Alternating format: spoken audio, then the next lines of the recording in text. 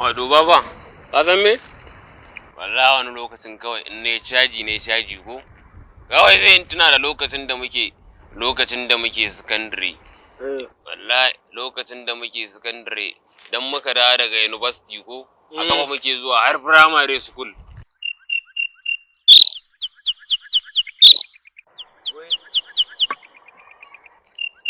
Baba, wannan tsuntsayen ko? Kaji yadda suke ihun nan ko?